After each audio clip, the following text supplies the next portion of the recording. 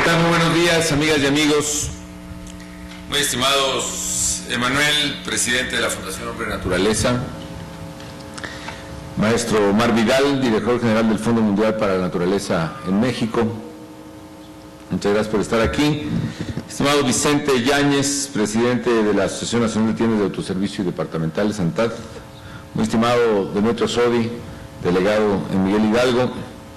Distinguidos representantes de agrupaciones y organizaciones en favor del medio ambiente, muy apreciables integrantes de la Asociación Nacional de Tiendas de Autoservicio y Departamentales, muy queridas beneficiarias, muy queridos beneficiarios del Programa de Luz Sustentable del Gobierno Federal, distinguidos invitados especiales, amigas y amigos.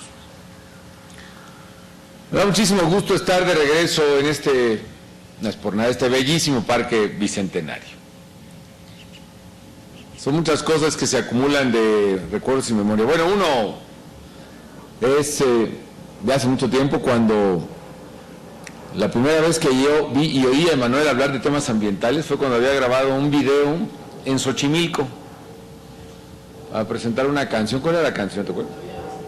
La vida decidió, sí, efectivamente. Y él hablaba del daño que le hemos hecho a Xochimilco, etcétera, el daño que sigue, por cierto, aunque yo, Emanuel, tengo una buena noticia, que ya autoricé el proyecto para sanear toda la cuenca que viene desde los volcanes del río Amecameca hasta el río de la Compañía, el río San Rafael, hasta todo eso que antes hacía el lago de Chalco y el lago de Xochimilco, que se fue entubando, desviando, canalizando. Todo eso lo vamos a recuperar, y aunque ya no me tocará a mí completarlo, lo vamos a echar a andar pronto. También te vamos a invitar, así que hay esperanza con los canales de Xochimilco. Planes de tratamiento, desde luego, porque es algo que no se trata. Increíble, en fin. Y estar en este parque pues también me da una sensación muy reconfortante, porque, como bien decía él mismo, esto era la refinería 18 de marzo, que estuvo cerrada, parada hace muchísimos años, y también en este gobierno, para conmemorar el bicentenario de la independencia, nos decidimos a limpiar el parque y a construir, más bien a limpiar el predio y hacer el parque. Lo complicado no fue poner los árboles, el pasto, que es una especie de plaza que puede servir para eventos como para conciertos al aire libre. Va a ser quizá el área de conciertos al aire libre más adaptada que hay en México, para muchas cosas.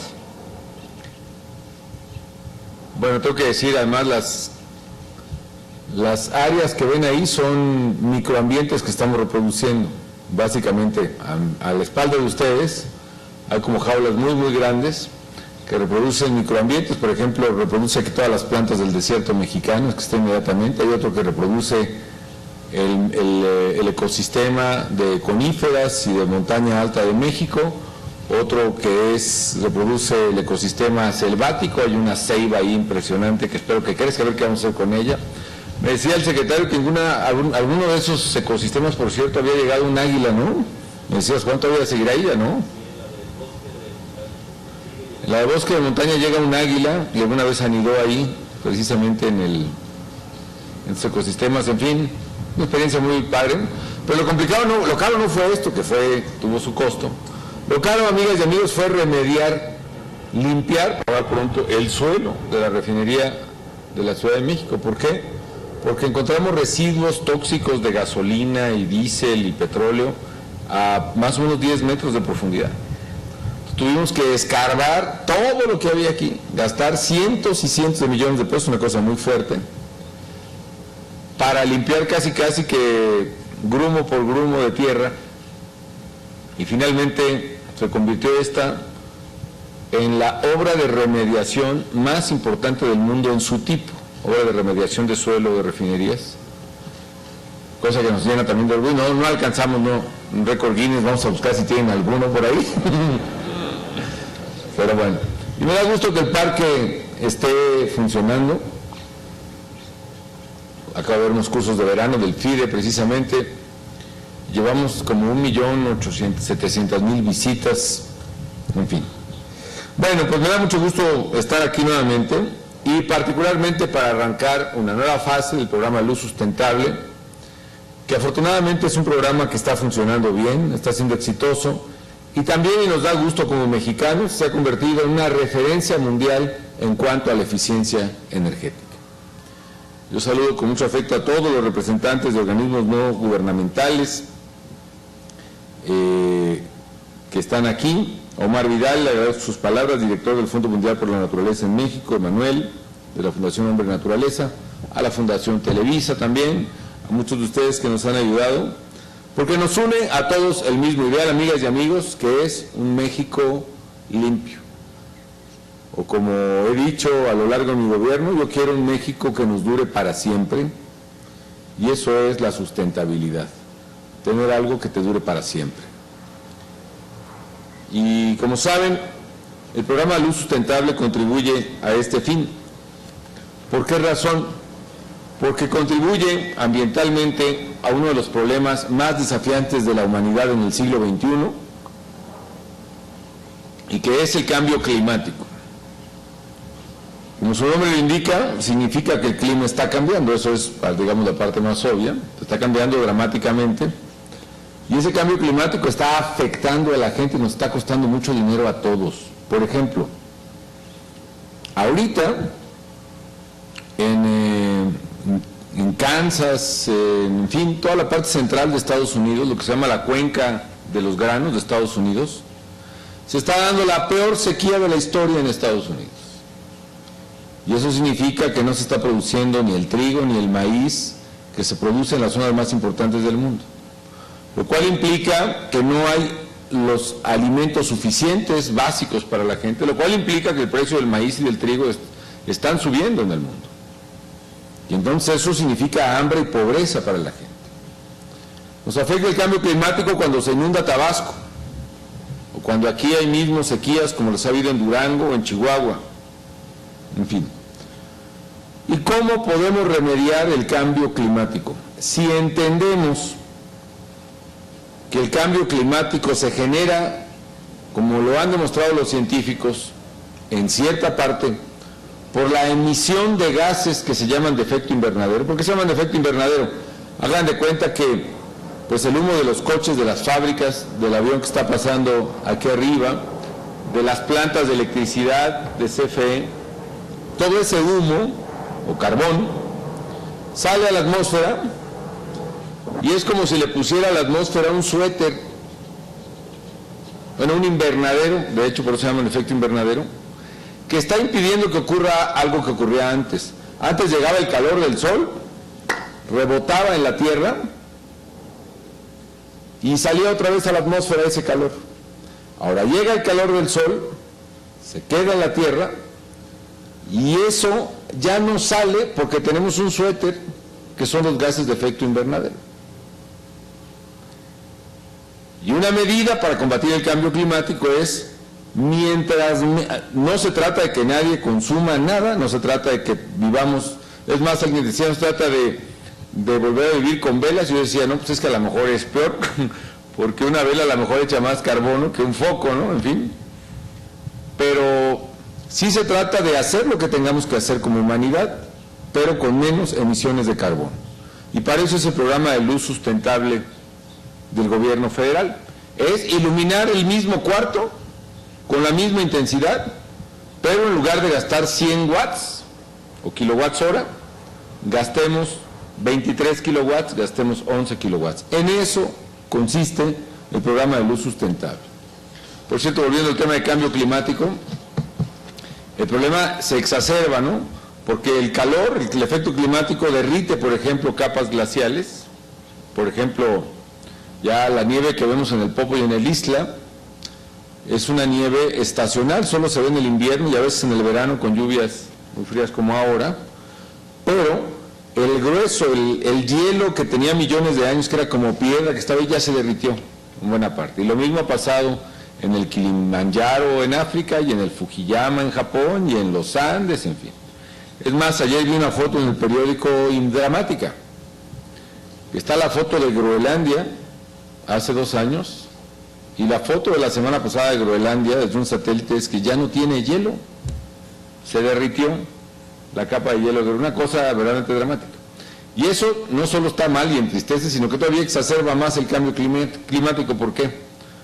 porque por efecto físico el calor que llega a una superficie blanca o clara se refleja y se va, pero el que llega a una superficie oscura se queda. Prueben ustedes, por eso en las costas las guayaberas son blancas, de alguna manera reflejan la luz, ¿no? Si trajéramos ropa negra, el sol es muy caluroso, sería mucho más calor, en fin. Al derretirse la nieve todavía agrava más el efecto del cambio climático. En fin, podríamos durarnos días hablando de este trágico tema, pero por lo pronto hagamos lo que podemos hacer. ¿Y qué es lo que estamos haciendo los mexicanos? Pues varias cosas. Una, entre otras, sustituir los focos que usan las familias, particularmente las familias más pobres, para que en lugar de consumir 100 kilowatts, consuman 20 o 23. Es decir, ahorramos la quinta parte de las emisiones de dióxido de carbono, ahorramos las 4/5 partes, por cada foco que cambiamos. Y eso constituye un ahorro importante de energía, un ahorro importante de emisiones de contaminantes. También es un ahorro de dinero. Poquito sí, pero ahorro de dinero al fin, ¿para quién? Para la gente, porque va a pagar menos en su recibo de luz. Es un ahorro importante para el gobierno, porque el gobierno subsidia a la gente más pobre, es decir, al gobierno cada kilowatt hora, por ejemplo, que se consume le cuesta 2 pesos producirlo y lo cobra a 1 peso a la gente. Si hacemos que por cada hora se gasten 70 kilowatts hora menos, estamos ahorrando mucho dinero, tanto la gente como el propio gobierno. En fin, 70 watts, perdón. En fin, amigas y amigos, estamos trabajando para eso. El programa de luz sustentable, además, como bien decía Manuel, la pregunta siempre era, hijo, mano, suena bien, pero ¿se cumplirá? Y tardó mucho en arrancar, no podíamos distribuirlo bien, la gente no estaba informada, hasta que finalmente fue generando sinergias, fue generando apoyos, publicidad, las fundaciones se involucraron, colaboraciones, la ANTAD también, que nos ha ayudado mucho. Antes lo vendían en unas tiendas, ahora vamos a permitir que todas las tiendas lo vendan. Antes eran una marca, ahora decimos que el consumidor escoja las marcas autorizadas. Antes eran 4 focos, hombre, pues vamos a subirlo a 8 focos, en fin. Y eso nos ha permitido, amigas y amigos, llegar hoy a la cifra formalmente reconocida, y agradezco mucho a nuestros amigos de Récord Guinness, como el programa que más lámparas ahorradoras de energía ha entregado gratuitamente en todo el mundo. Es decir, el programa más grande del mundo en términos de ahorro de energía a través de lámparas ahorradoras de energía, lo cual nos da mucho orgullo como mexicanos. Felicidades a todos ustedes.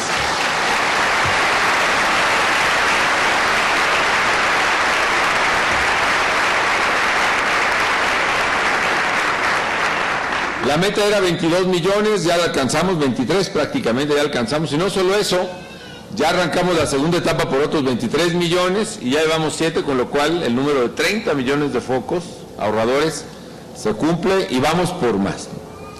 Y vamos a seguirlo haciendo más rápido, pero con cuidado. Por ejemplo, había la idea de que si recibíamos menos focos viejos por nuevos, hay que hacer todos a uno, ¿no? Porque si no la gente va a seguir usando el foco viejo.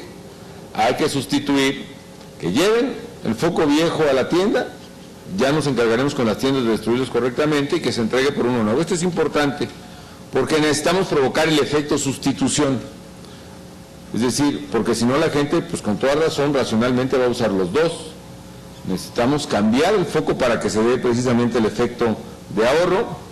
Y bueno, esta suma de esfuerzos nos ha llevado a una red de distribución de más de 1.500 puntos de venta. Estamos aumentando los centros de distribución en esta nueva etapa, se han flexibilizado los requisitos para hacerlo más rápido, vamos a estar entregando 8 lámparas ahora, como he dicho, algo que ya empezó en la primera etapa, y en fin, llevamos ya un avance muy importante. Yo agradezco mucho el Récord Guinness por la entrega de más lámparas eficientes de manera gratuita en el mundo. Y esperamos llegar a los 46, 47 millones, hombre, ojalá le peguemos a los 50 millones ya de una vez de lámparas ahorradoras, lo cual implica, si calculamos así a ojo de buen cubero, que son 5 focos por familia más o menos en promedio, pues son 10 millones de familias, de las 28 millones de familias que tenemos en México. Es decir, por lo menos la tercera parte de la población va a estar usando focos ahorradores en lugar de focos gastalones, lo cual nos llena de gusto. ¿A qué equivale el ahorro que estamos haciendo? Miren, es más o menos casi 2 veces todo el consumo de electricidad del estado de Campeche. Es ahorrar, por ejemplo, el humo que al año, el humo que dan o que generan más de 500,000 de coches. Es como si sacáramos de circulación 600,000 coches. Eso es lo que estamos ahorrando con esta medida. Y estamos ahorrando también, pues, dinero. En fin, amigas y amigos, hay otros programas que ustedes conocen, que ustedes saben, son también consentidos míos y me gusta mucho mencionarlos. Entre ellos, el programa de sustitución de electrodomésticos, mejor conocido como Cambia tu viejo por uno nuevo, y que despierta tantos anhelos y aspiraciones en nuestras consumidoras y también tantas decepciones a la hora de hacer el cambio de refrigerador, porque siempre hay la posibilidad de que se trate de otra cosa. Pero ya, ¿cuántos llevamos de refri? 1,600,000 refrigeradores, ya incluye los aires acondicionados. Eso. También le vamos a pegar entonces como a los 2 millones de equipos de refrigeradores y aires acondicionados que ahorran también energía. Y también es cosa de ciencia, como decía Emanuel también, ¿no? En la casa de nuestros papás o en nuestra propia, ya ni siquiera cuando nosotros nos casamos, yo voy a cumplir ya 20 años, felizmente casado, el refri era más gastalón. Todavía lo tenemos ahí, porque ya ahora que regreso lo voy a cambiar, ¿no?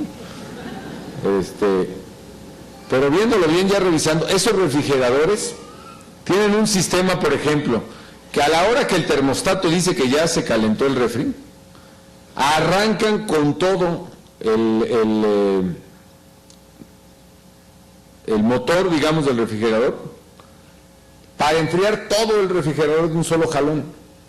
Y ahora hay compresores, digamos así, más inteligentes, ¿no?, que van regulando la temperatura del refri incluso en los distintos espacios del refrigerador, con lo cual no tienen que arrancar a máxima potencia cuando funcionan, sino que van suministrando la energía que se necesita conforme se va subiendo la temperatura del refrigerador. ¿Eso a qué lleva? Que hoy un refrigerador gasta la tercera parte de la electricidad que un refrigerador, aunque esté nuevo, de hace 10 años.